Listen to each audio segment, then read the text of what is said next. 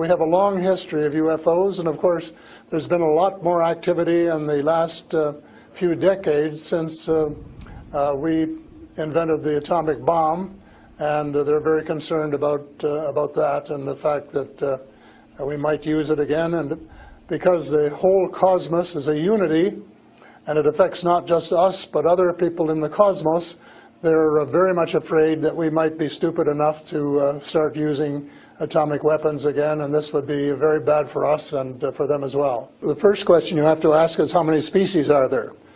And I used to think there were, between 2 and 12. And Apollo astronaut Edgar Mitchell, who came to Toronto a few years ago and had dinner with us, agreed that it was somewhere between 2 and 12.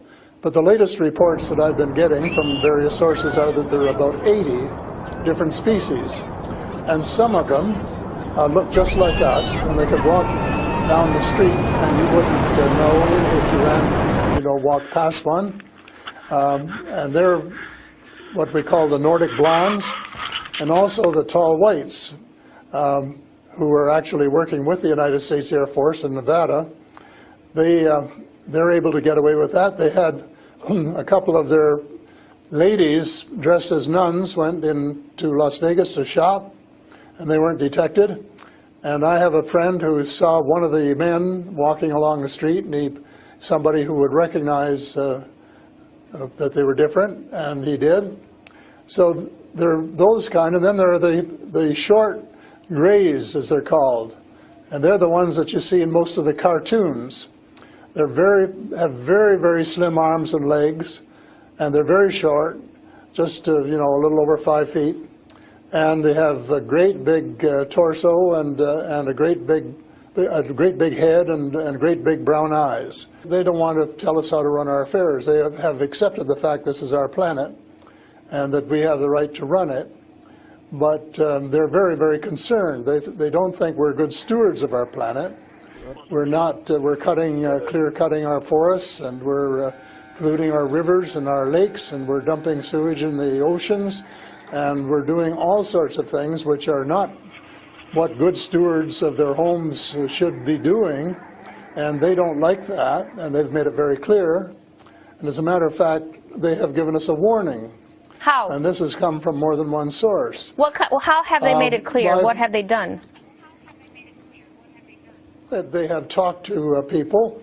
One of the chaps I talked to about a month ago was interacting with them in 1974, he and his brother, in Peru, and they were taken to Andromeda, teleported, and they were told what the people there think, and that we're really wrecking our planet, and in fact that something dreadful is going to happen to it if we don't smarten up and change our ways. We spend too much time fighting each other. We spend too much money on military expenditures and not enough on feeding the poor and looking after the homeless and the sick, and that we are polluting our waters and our air, and that we're playing around with these exotic weapons, thermonuclear weapons and atomic weapons, which have such a devastating effect both on our Earth and on other areas in the cosmos, and they don't like that. And that's the reason they would like to work with us to teach us better ways, but only, I think, with our consent. And they work through individuals, and they try and pick out individuals who won't be frightened to death of them, because they can give you quite a fright. They are here among us, and I'm not afraid, because in most cases, well, as far as technology is concerned, they're light years ahead of us, and we have learned a lot of things from them. A lot of the things that we use today, we got from them, lead lights and microchips and Kevlar vests and all sorts of things that we got from their technology, and we could get a lot more too, especially in the fields of medicine and agriculture, if we would go about it peacefully. But I think maybe some of our people are more interested in getting their military technology. And I think that's wrong. I think that's wrong-headed.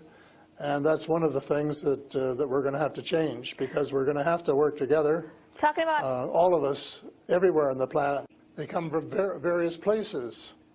For a long while, I only knew about ones who came from different star systems. The Pleiades and Reta Reticula and several other star systems. But in the last few months, I have met people who have made me aware of that there are some in our star system, and that there are actually extraterrestrials who live on a planet called Andromeda, which is one of the moons of Saturn, and that there are others on Venus and some on Mars, and that they may be interacting between themselves. I suspect that they are, because there is what is called a federation of these people, and they have rules. For example, one of the rules is that they don't interfere in our affairs unless they're invited to. And that's one of the reasons probably that we haven't seen more of them until very recently. Although as Minister of National Defense, I had sighting reports of UFOs.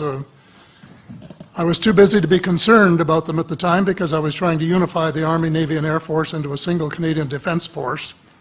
And that itself was a kind of battle to the finish. So this was not high on my agenda. But about 10 years ago, I started getting interested due to a young man from Ottawa sending me material on the subject. I told him I was too busy to read it, but he had confidence that someday I would. It took me a while to get around to reading it, but I took it for my summer reading in 2005, and was really impressed with what was contained in it. And what I thought to myself is, there are huge issues here, huge issues. And the American people and the people of the world have a right to know what's going on, because they're part of it. It's not just an isolated thing. I accept the invitation of Victor Vigiani, who's over here somewhere, and his cohort, Mike Bird, to speak to a symposium at the University of Toronto. And I said, UFOs are as real as the airplanes flying overhead. That gave me the dubious distinction of being the first person of cabinet rank in the G8 group of countries to say so unequivocally.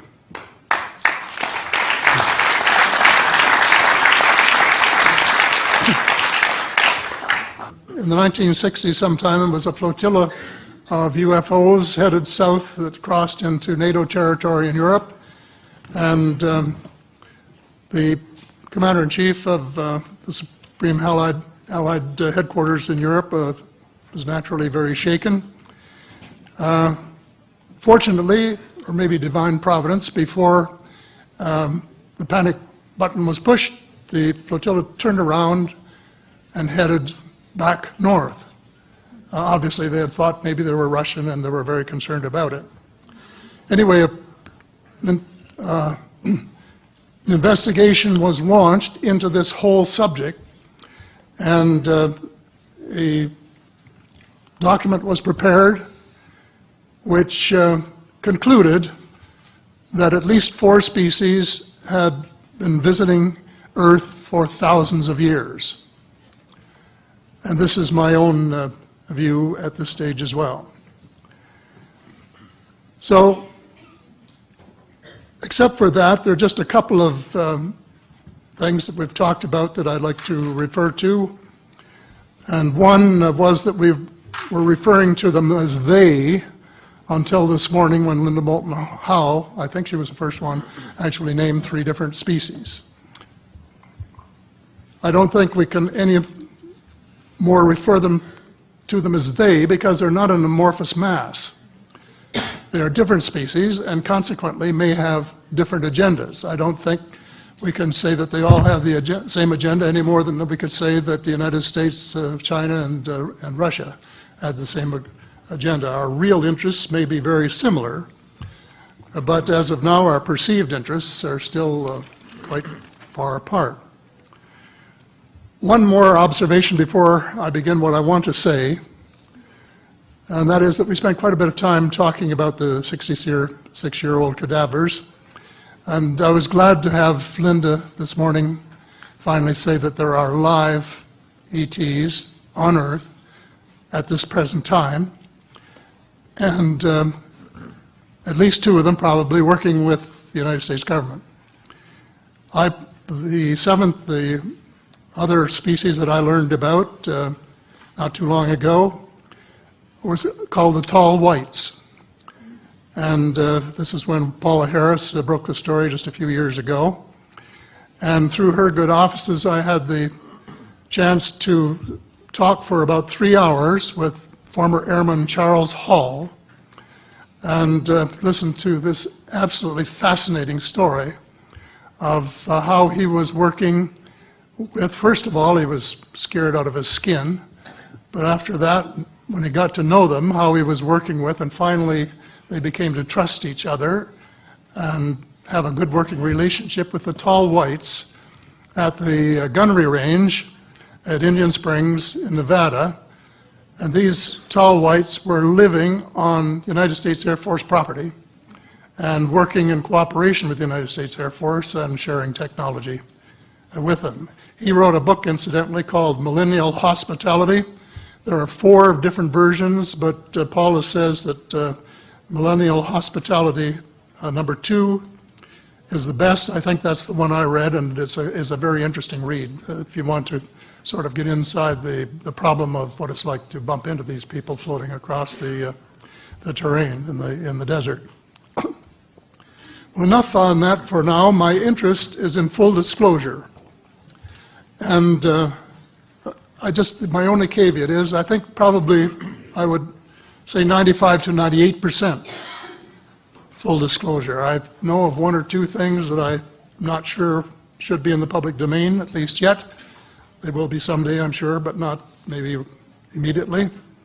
But just as children survive the idea of the Tooth Fairy and Santa Claus when they become adult, I think that tax-paying citizens are quite capable of accepting the new and broader reality that we live in a cosmos teeming with life of various sorts.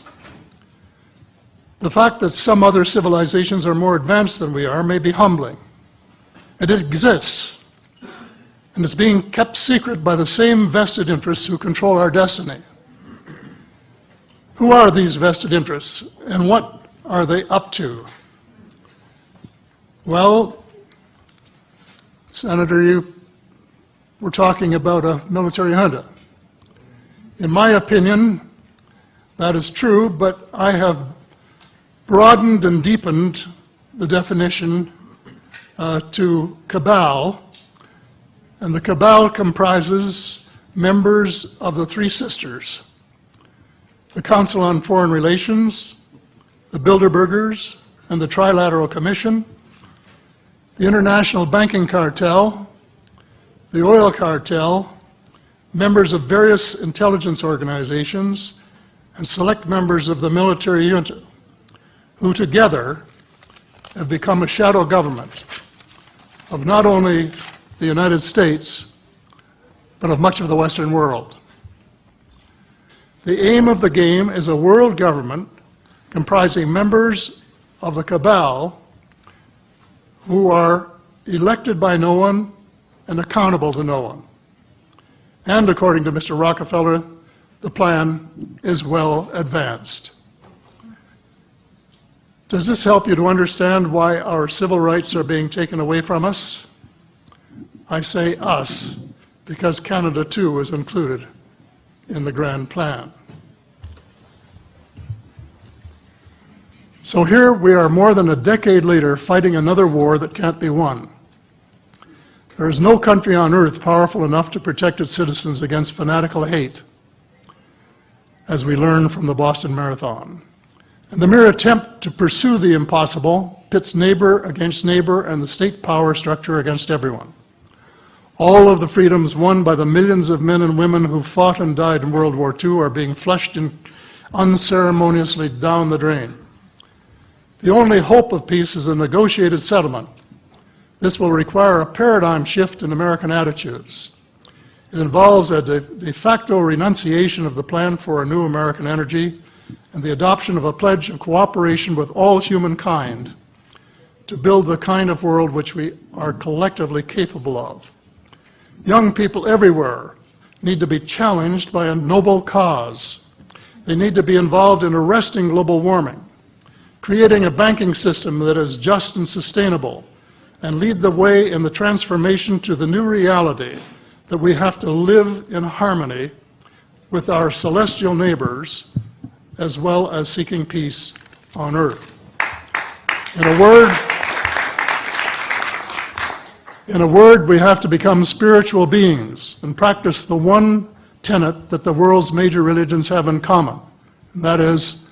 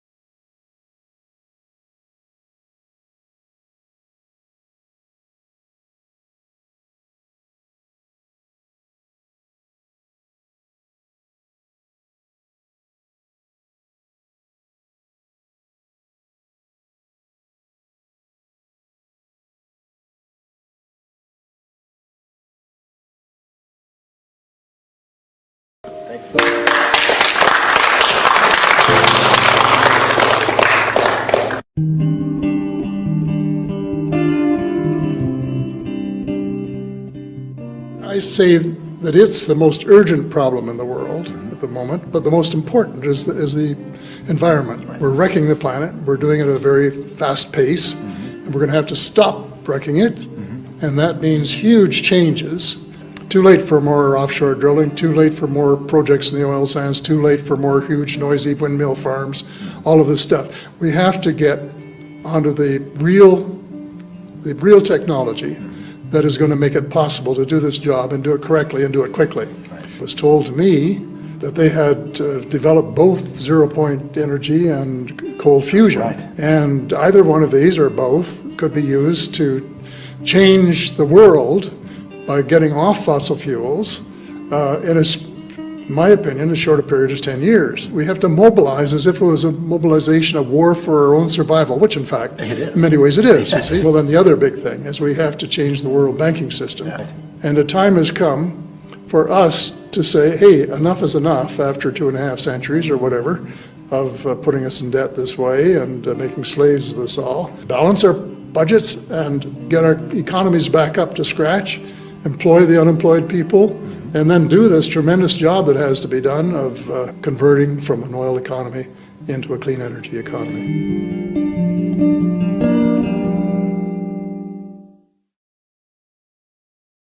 Hello, Apollo here with the Honorable Paul Hellyer.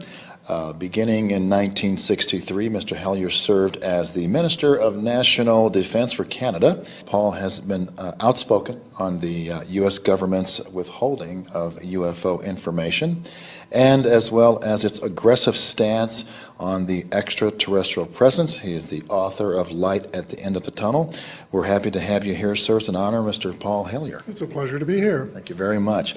Let's jump right in. For those who may not be as familiar with you, sir, how would you summarize your work in the UFO field? On the UFOs? Yeah, well, environment actually, and what you're doing now. Well, it's as far as the UFOs are concerned, I'm not a ufologist, and I don't claim to be. Right. So in my book, Light at the End of the Tunnel, I only have one chapter on ufology. Okay. It's titled We Are Not Alone in the Cosmos. And I put it in there largely as a primer for the whole world of skeptics who might read my book because it has a different title and it's about different things, and perhaps get enough interested, then they would then carry on and learn more about the extraterrestrial people and what they have done and are doing.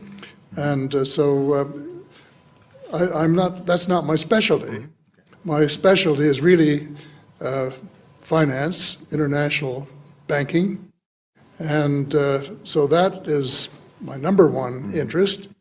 And I say that it's the most urgent problem in the world at the moment, but the most important is the environment. Right.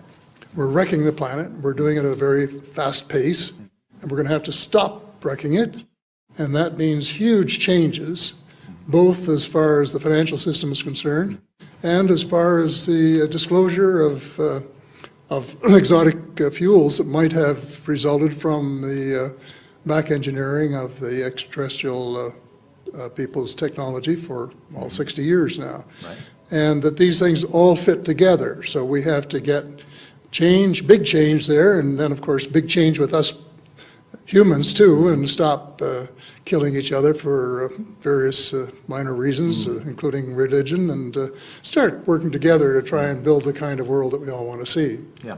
Now you, in that one chapter, and I know that you're one of your tie-ins with the UFO field is that the technology that that could help us with the environment that it's purported the extraterrestrials might possess, and could you comment on that? Yeah, I think that they, working together with U.S. scientists, have come up with exotic fuels. It was told to me years ago, probably a decade ago, that they had developed both zero-point energy and cold fusion. Right.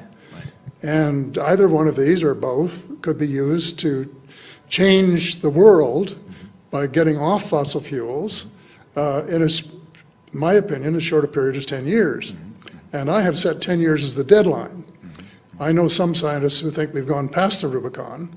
And I said, well, even if that's true, and I hope it isn't, let's say that we've got 10 years to do something, but we've got to start right away. Right. And we have to mobilize as if it was a mobilization of war for our own survival, which in fact, in many ways it is, you see. So that's exactly the mode that we've got to be in, is get off our chairs and do something, and do it now. And of course, there are some real problems involved. And one of them is the misinformation being put forward by the oil industry, which has lulled a lot of people into thinking that we've got 30 years or 40 years or 50 years, and they're still drilling for oil in the Gulf of Mexico, and they're still making new projects in the oil sands in Canada.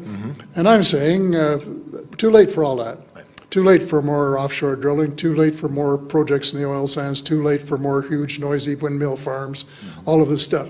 We have to get onto the real technology that is going to make it possible to do this job and do it correctly and do it quickly. Right. So that is the big thing. Well, then the other big thing is we have to change the world banking system. Absolutely. And stop letting a few private individuals create all the money as debt, which puts us all so far in debt that we can't afford to do anything, and cut back all over the place, and just to raise enough money to pay the interest on the debt we already have.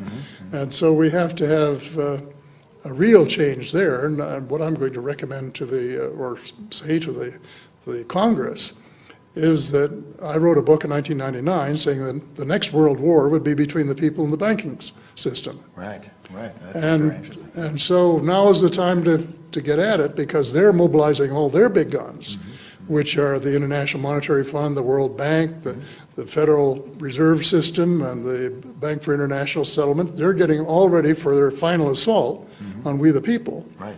And the time has come for us to say, hey, enough is enough after 2.5 centuries or whatever of putting us in debt this way and making slaves of us all, that we've got to reverse the tables and print enough money country by country to balance our budgets and get our economies back up to scratch, employ the unemployed people, and then do this tremendous job that has to be done of converting from an oil economy into a clean energy economy. Is it fossil fuels? Is that a major problem in the economy? Well, the fossil fuels, it is the major problem with the survival of the world. Okay, right. It is an important part of the economy. Right. And as an excuse, we say, well, this would be a tremendous disruption. Right. Well, of course. What do you know, if you're launching a war to save the world, you're going to have some disruption. And just as in World War II, we stopped making automobiles, and we stopped doing this, and we stopped doing that until we could win the war, and then we started doing those things again. So we have to get off the oil economy and move to the new energies, and the people that are working now pumping gas will be helping build the engines of the new cars and the new airplanes and the new houses and all of the things that have to be done to revolutionize the world. So you spoke about a 10-year window, and how do you see the world after that? In that 10 Well, years? if we were to attempt and succeeded in changing from the fossil fuels, the world would look very different, in the sense that we'd have all new cars, new airplanes, and houses would no longer have gas furnaces, and we'd have little boxes probably in each one and all this sort of thing. But we would redirect our energies, and this is the important thing, into providing a more equitable and just world, where some of us weren't overeating and others starving. Right. And where some of us get all the education that we want, and others don't even get grade school. And where some people today are not having any medical care, and all of the things that if we were a just world, we would say, okay, now I talk about the kingdom of God on earth, and this is what we should redirect a lot of our military effort toward.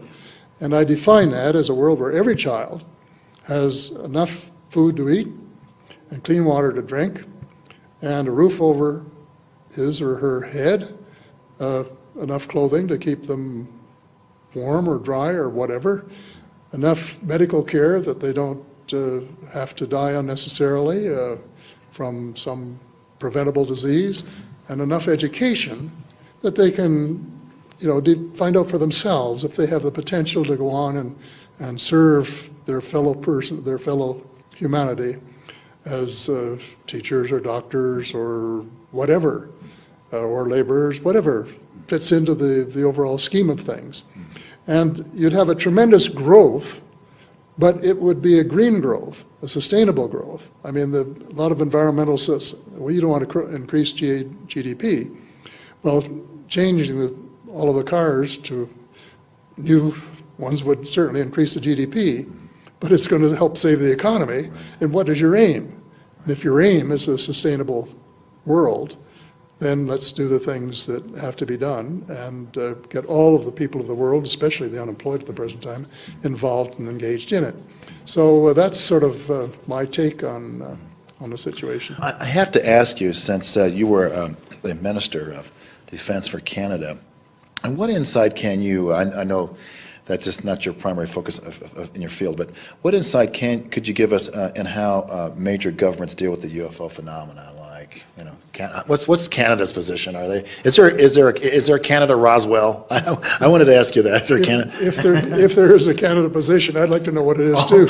Okay. There was a crash in there have probably been more than one, but there was a crash in northern Manitoba some years ago, and Grant, is it Campbell or Cameron? I keep forgetting which.